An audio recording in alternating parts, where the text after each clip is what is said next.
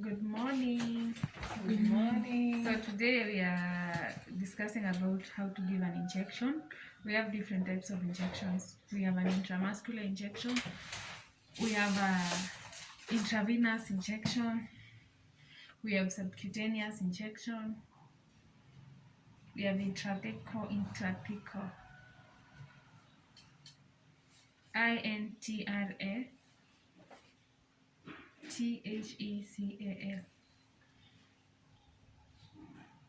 Yeah, so today we're beginning with how to give an intramuscular injection. So one thing you have to know about an intramuscular injection, it's an injection given to deep into the muscles. We have different types of muscles in the body. Like we have deltoid muscle here. We have gluteal muscles at the back, where you at the sitting position, or the part where the ischial spines are, where you are in that sitting position. That part we have gluteal muscles, and then we have muscles here. So normally, if it's administration of an intramuscular injection, you have to have taken proper history of that patient. You need to know whether this patient has ever had an injection before, whether they have ever developed any complication with any injection. So if you're giving a certain drug, you have to explain to that patient, today you're getting for instance, if it's diclofenac, you're getting diclofenac injection intramuscularly. You explain to them they choose which part of the body would you want to be injected. Are you okay with this part, or are you okay with this part, or are you okay with the gluteal? Then they'll choose and they'll tell you, I'm okay with the gluteal. Or maybe they can tell you, if you give me a jab at the gluteal, I'll not be able to sit. Maybe my work area I sit a lot. Maybe you'll choose an aunt, or they'll tell you, my less dominant aunt, I prefer my less dominant hand compared to the dominant one.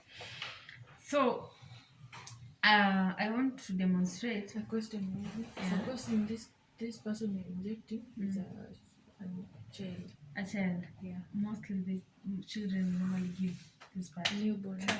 Newborn, yeah, the rice. You're not supposed to take the history because it's just a child. No, the mother. The mother will tell you ask the the history. mother or the next of kin. Yeah, but if it's an injection to the baby, to a baby, up to 5 years, we give the dice.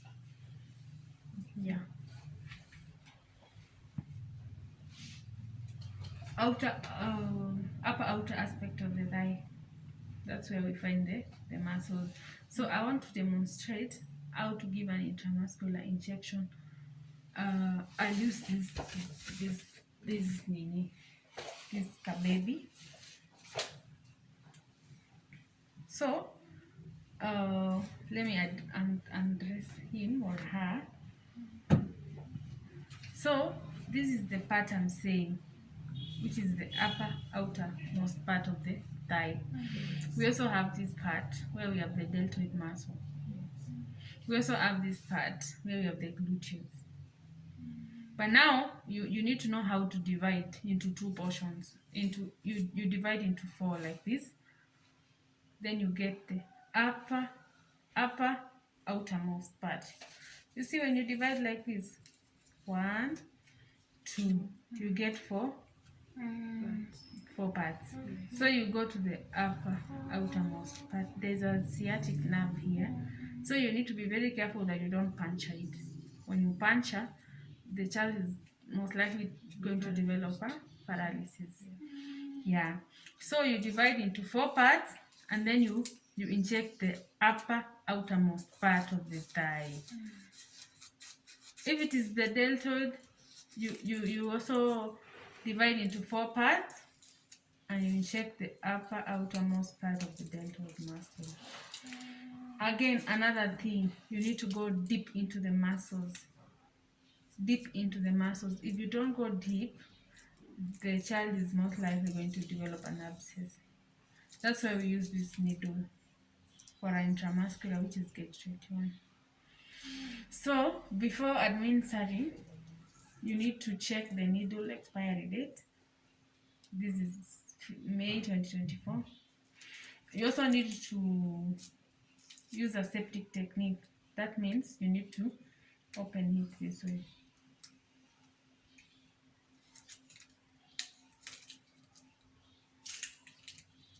This is how you're supposed to open it without touching inside. And then you get your syringe. You check your expiry date, which is 2022. Continue explaining to your client. Don't be quiet as you administer everything you're doing. Explain to them. Yeah. And then you pick it. Then you withdraw your drug. So if you are required to get 1 ml, you withdraw the drug until 1 ml. Ensure you aspirate to remove any bubble in case of anything. And then now you need to prepare your site for injection. You need to have swabs, which is cotton wool swabs, where there are vaccines. Vaccines do not require a spirit swab. They require a dry swab. So you divide into 2 portions using a swab. A dry one. For vaccines. But for other injections, spirit swab. You swab. What is the reason for that? You're swabbing so that you're sterilizing the area, so that you don't puncture ingie na infection huko ndani. Yeah. So for the dry one, some of the vaccines are live. So when you use spirit, you weaken the vaccine. Yeah. So you need to use a dry one. So you divide into 4 portions. You get your needle.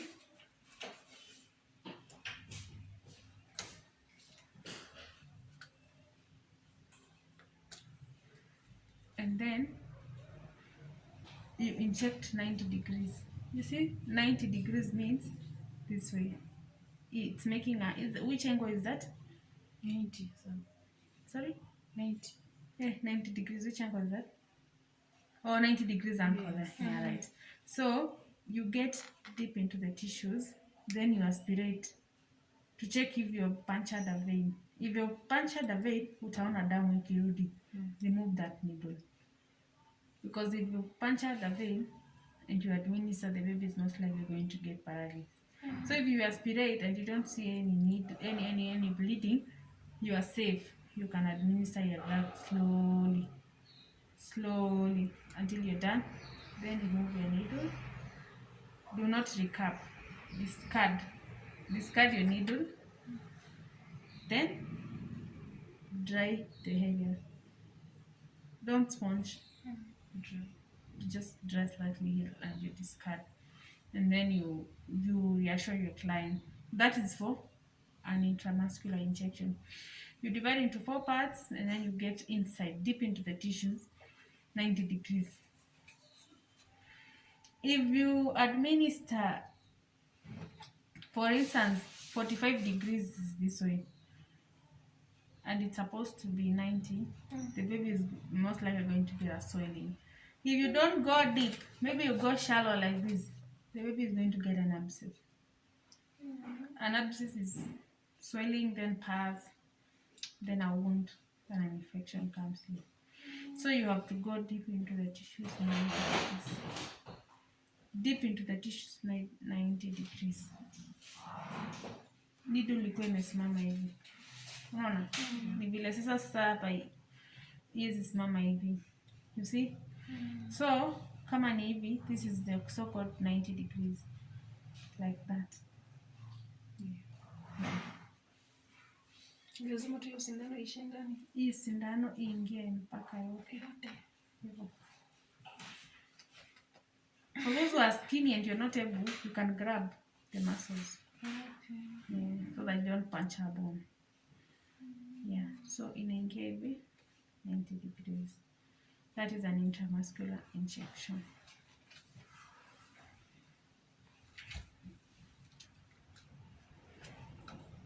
The same way to a deltoid muscle.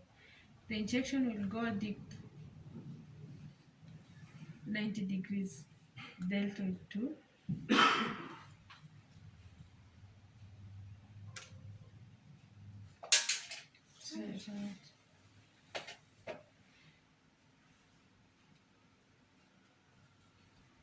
so you swab your area, then you divide into 4 portions. Then you puncture 90 degrees, aspirate to check if there's any vein puncture. If there's no vein puncture, if there's no backflow of blood, that is, you administer slowly, and then you remove the needle. Do not. How will you see the blood flow? Ukidunga hivi, ukivuta hii syringe hivi na nyuma, utaona blood hapa ikitoka ikikuja. So you're gonna Maanisha umepunch vein. Remove that needle, do not administer. Oh, that's one another, like you go somewhere, unaingiza, unatoa, unaingiza. Okay. Yeah.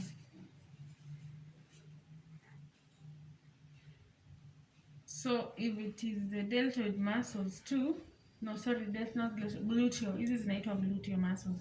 You divide it into 4 parts, and then you go to the upper outermost part of the gluteal muscle. You inject 90 degrees, aspirate to check if there's any puncture, then you administer your drug slowly. Be careful that you don't puncture the nerve close in here, because that may bring about paralysis. Yeah. So you'll explain the procedure to the client so that they'll prefer either the left gluteal or the right gluteal. Yeah.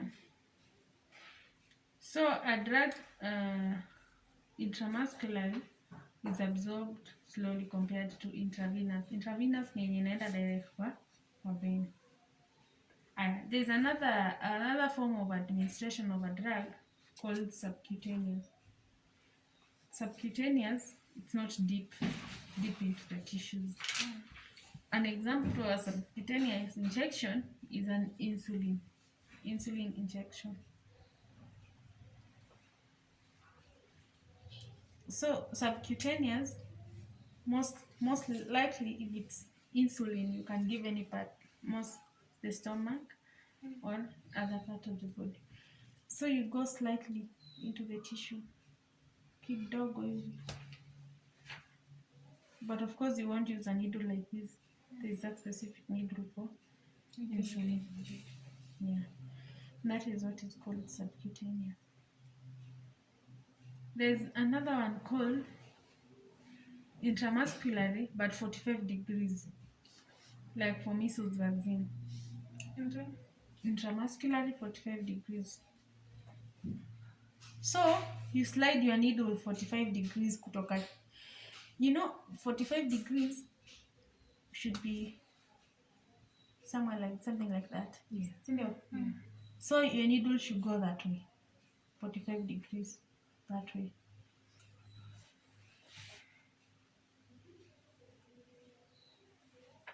Remember this was 90? Yeah. That angle. Yeah. That one is 45. 90. Then this one is 55 degrees. Yeah. Measles vaccine is administered 45 degrees. That one is for measles. Yeah, 45 degrees. Okay.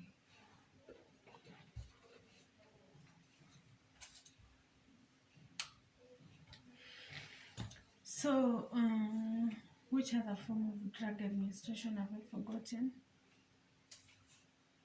Intrathecal. Intrathecal is the one where we have this spine. So the spine passes here, and then kuna zile vertebrae. For instance, anesthesia in theater inawekangwa intrathecal, ama kitu kama fluid, cerebrospinal fluid, ukitaka kutoa sample yake, the doctor will insert a needle intrathecally atoe hiyo spinal fluid. That one is done in theatre. Hapo mahali fulani hapa. That between third and fourth lumbar. Third and fourth lumbar. So which other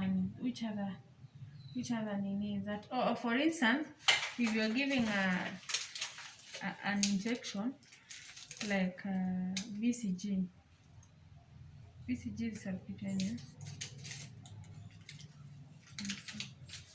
No, BCG is intradermal, not subcutaneous. Intradermal. So some of the BCG has a specific needle for it. So you withdraw 0.05 mils. Unavuta hapa chini, una withdraw, ikifika place 0.05 iko inajilock. Haitapita hapo, so that you're not able to get overdose. So this one is done on the left hand. On the left hand. So it's done intradermal, meaning you get a slight skin. Ndani. Not 45 degrees, not subcutaneous, not 90, but intradermal. Slightly above the skin. Yeah. Kidogo hivyo. Usichukue skin mingi. Unachukua skin kidogo. Juu tu yani. Juu. So that it's able to form a wheel and then a scar comes in. That is the so-called intradermal. You're not supposed to recap a needle after administration. Do not recap. You need to discard. This one can easily bring you a needle prick. A needle prick is a prick from a used needle. Yeah. So that's a risk factor. You need to discard your needle before. You don't need to recap, you discard. Yeah. Intravenous means inside a vein.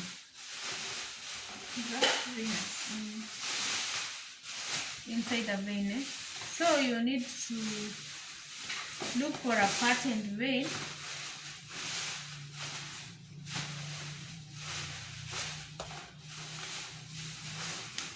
Some people have visible veins, others don't have visible veins. Like for me, mine are visible. You're able to see a vein or another one. So what you do, you have to make a fist. Unakunja ngumi. Then you tie with a tourniquet. Unafunga hapa hivi so that the veins are visible. I wish I had a tourniquet here or a glove. I would have tied nionyeshe. So when you try to ukipiga hivi utaona vein imetokea. Kama Cynthia zake ziko very patent. Let us put on the left. They are very patent. You see? You are able to see one here. So you swap. They are going to be visible. And then you get your needle. Then you puncture ndani ya vein. Maybe if you want to draw a sample, unavuta hiyo sample. Ama kama ni kusukumia dawa, unasukumia. Ama kama ni granule, unaweka. So hiyo inaenda direct to the vein. So if it's a drug being administered through a vein, it will move very fast to the system. Kwa sababu imeingia kwa blood, ikapatana na hiyo blood ingine ina move very fast. So that is the highest. It is the mode of drug administration which has a higher absorption rate. Yeah. Is it the same way ukitumia mzizi hapa? Unaweza pata veins here, you can get a vein here. As in there are different parts where you can get veins. Yeah. Maybe you can use here as well. Yeah, you can use this one as well. So you need to have seen a patent line for you to administer drug, so that you don't get issues of a vein blocking. Yeah. So the most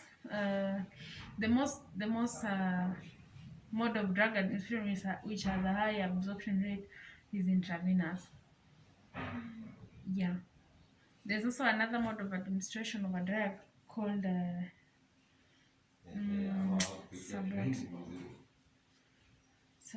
something I'm forgetting. Unaweka hapa chini ya ulimi. Hapa kuna dawa inawekwa chini ya ulimi na inakuwa absorbed from there. I don't know why I'm forgetting it's called support. But I remember the name of it. So we have talked about intramuscular injection. We talked about subcutaneous insulin, an example of insulin. Intradermal BCG, that is yenye inazuia TB. We talked about intravenous yenye inaingia kwa vein direct. Intrathecal, we talked about a sample like a cerebrospinal fluid inatolewa through intrathecal. Intrathecal. Thecal. Intrathecal. This one. Yeah. And then sublingual, this one by chini ya ulimi. Hapa, a drug like Cytotec, which is absorbed under ulimi. Yeah. So maybe for a recap, I'm going to use this job 8 for intramuscular. You go deep into the tissues, 90 degrees. Don't forget, deep into the tissues, 90 degrees. It has to make an angle of 90 degrees. So 90 degrees ni hivi. This is 90 degrees. Deep into the tissues, 90 degrees. You aspirate, check whether you punctured a vein. Then you administer your drug, slowly remove your needle. 90, always make an angle of 90 degrees has to be there. For 45 degrees, you slide your needle like this. You need to make an angle of 45 degrees. Kutoka hapa kwenda chini ni 45. Si ndio? Ikiwa hivi ni 90. So don't forget, slide your needle into 45 degrees and administer if it is measles, deep into the tissues. If it is intradermal, unaingia kwa skin kidogo tu hapa hivi. Unaona kama vile nimeingia hivyo? That is intradermal. Ka skin kadogo hivi. Then subcutaneous. Now hautaingia slightly kwa skin kama hivi. Utaingia kwa skin but deep kidogo. Not 45 actually. Subcutaneous. Yeah. But less than 45. Deep to the skin.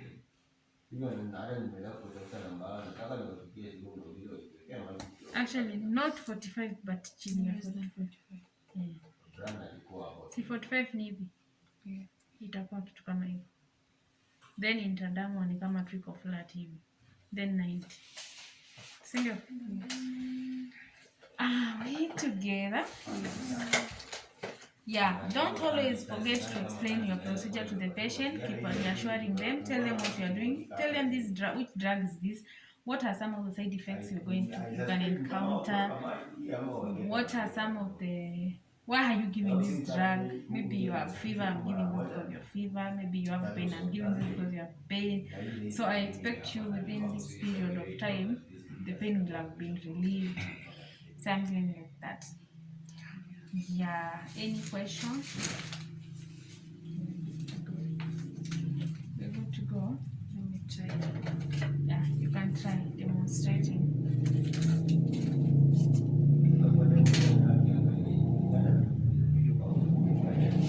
You forgot to swap. That's the first thing. You swap so that you're able to divide into 4 parts. Yeah, then I divide into 4 parts. Then I choose the upper. You said upper? Upper outermost. Yes. If you divide hivi, look with a pen. You divide that way into 4 parts. This is the part I want. Upper outermost part. So my problem is holding this needle, you hold it like this. Measure hivi. 90 degrees. mlango kweli. Nafindi kwa hivi imesimama. Tumefika kwa mfupa.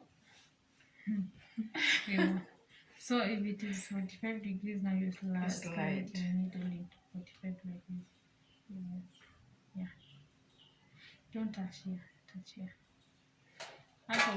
Hapo utatumia ku withdraw na kusukuma. So just touch here. Okay. Yeah. So when you show this baby sleeping this way. So this way. Touch here. Touch here with your hand. No. Your left hand is not involved in anything. Use your right hand like this. This way. And then that way. Then you aspirate. With the same hand? The same hand. Yes. Aspirate with the same hand. And then you push with the same hand. You can't use the two hands. You can. Yeah. But This hand will be maybe holding the muscles like this. okay. We'll start on this. Divide.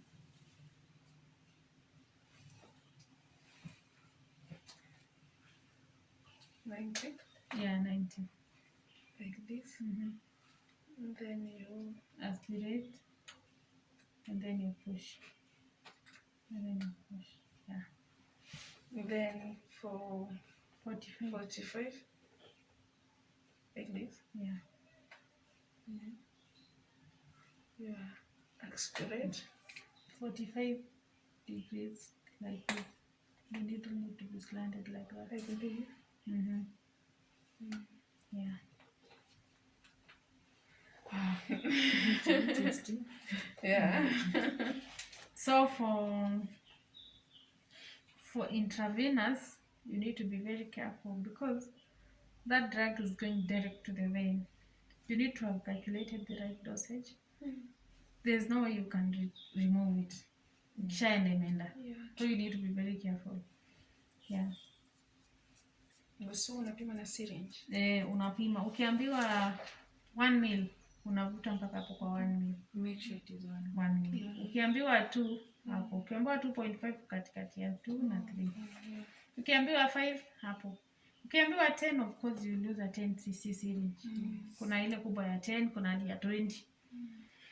And always learn to administer, to push a drug very slowly. Kuna zingine ukisukuma no, they'll get in, but most likely the patient is going to react, or maybe there are those which need to go slowly. Like for ceftriaxone, if you push it very fast, they are going to vomit. So mostly you just push it slowly. Slowly. So that if maybe the client is going to develop a reaction, you will remove very fast.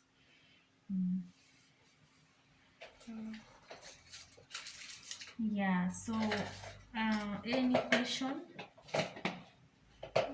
Or do you want to do a return demonstration with this? You can try.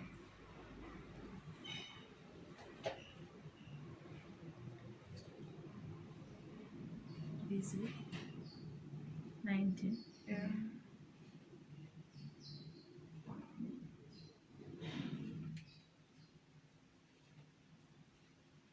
Yeah. 45. Yes. Yeah. 45. Yes. We try, yeah. Then it's cut. Intradermal unashika kaslim kadogo hivi. Kale kajuu tu.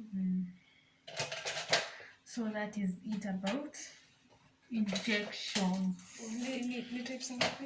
1, 2, 3, 4, 5, 6. Nataka utumie. No, we had only 4. Subcutaneous, intradermal, intravenous. Intrathecal. Yeah. That.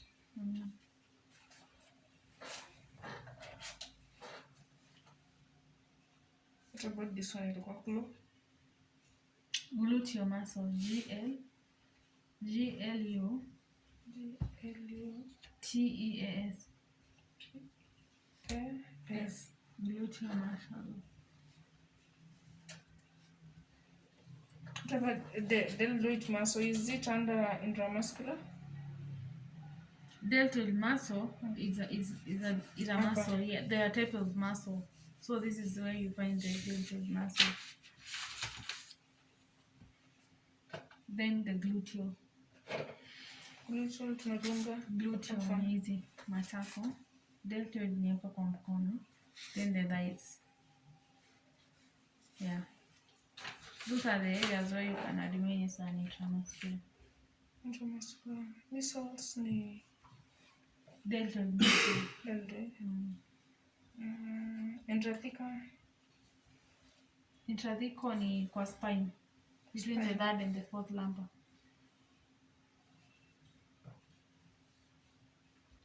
Maybe if you want to administer an anesthetic drug, or if you want to draw cerebrospinal fluid sample for examination.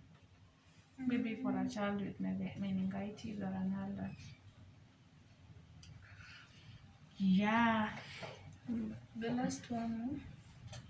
What about subcutaneous muscle? Unadunga wapi?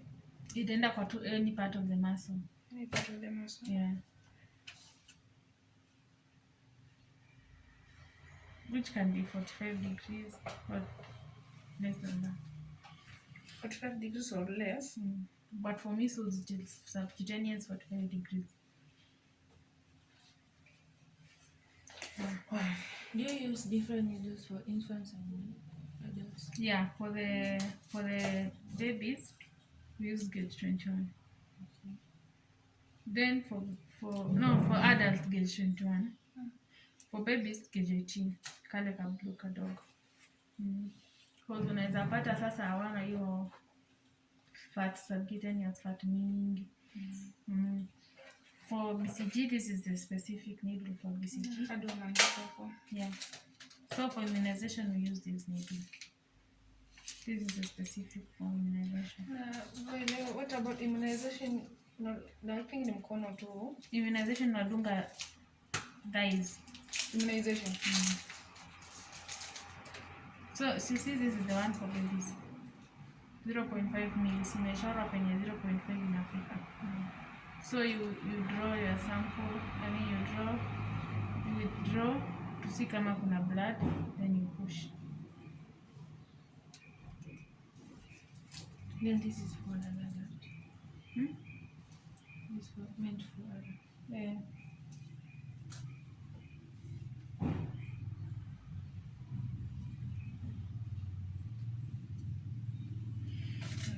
That's nice. We are good to go. Thank you so much.